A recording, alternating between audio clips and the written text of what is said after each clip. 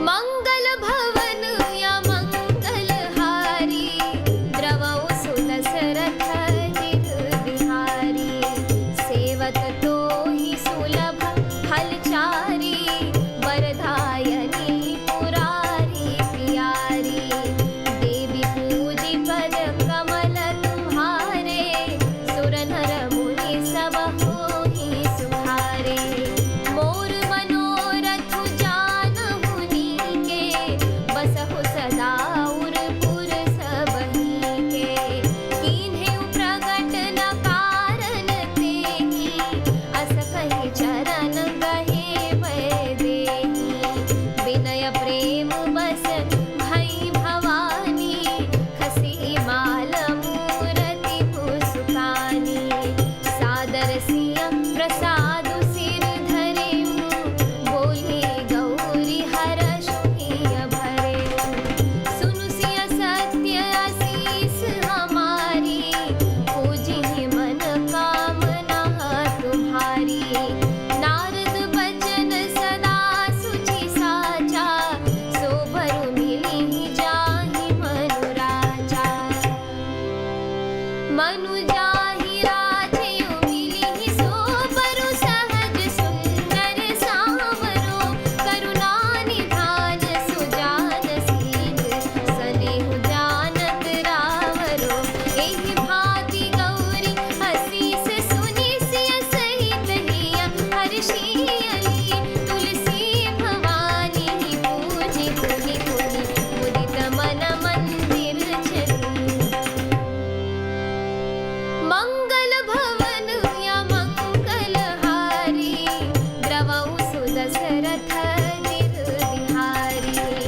जानि गौरी अनुकूल, सियहिया हरषु न जाई कहीं।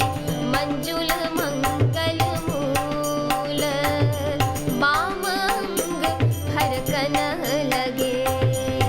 मंगल भवन या मंगलहारी, द्रवौ सुदशरथ बिहारी।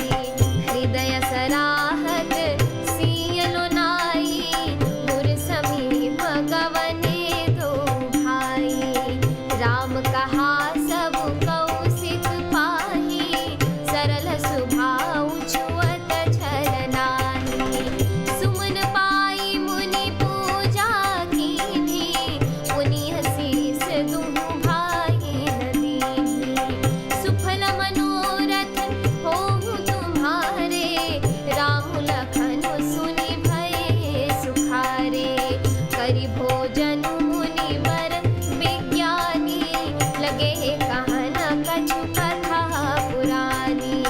विगत दिवस गुरु आयसु पाई, संध्या करन चले दो भाई।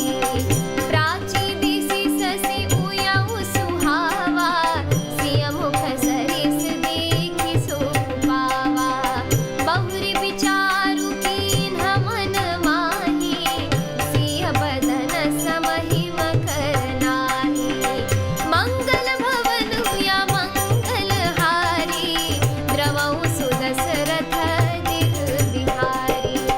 जन्म सिंधु पुनि बंधु विषु, दिन मलिन सकलंक। सिय मुख समता पावकिनी, चंदु बापुरो रंक।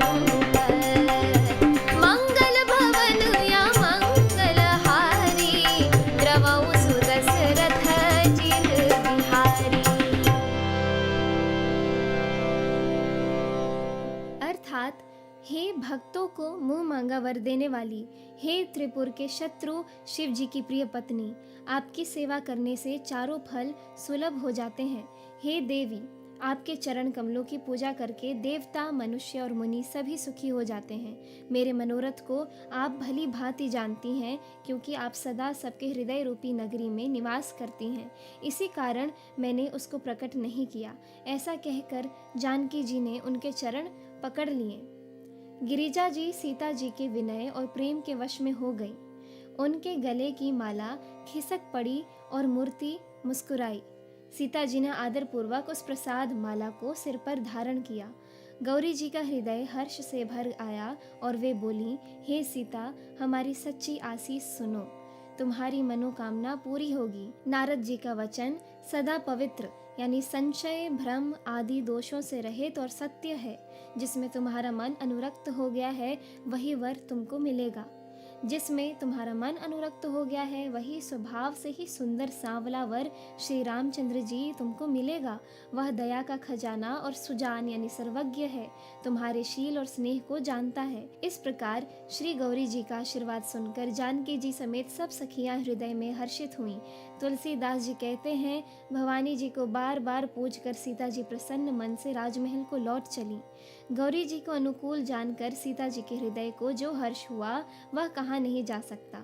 सुंदर मंगलों के मूल उनके बाएं अंग फड़कने लगे। हृदय में सीता जी के सौंदर्य की सराहना करते हुए दोनों भाई गुरु जी के पास गए। श्री रामचंद्र जी ने विश्वामित्र जी से सब कुछ कह दिया, क्योंकि उनका सरल स्वभाव है, छल तो उसे छूता भी नहीं है। फूल पाकर मुनि ने पूजा की, फिर दोनों भाइयों को आशीर्वाद दिया कि तुम्हारे मनोरथ सफल हों। यह सुनकर श्री राम लक्ष्मण सुखी हुए।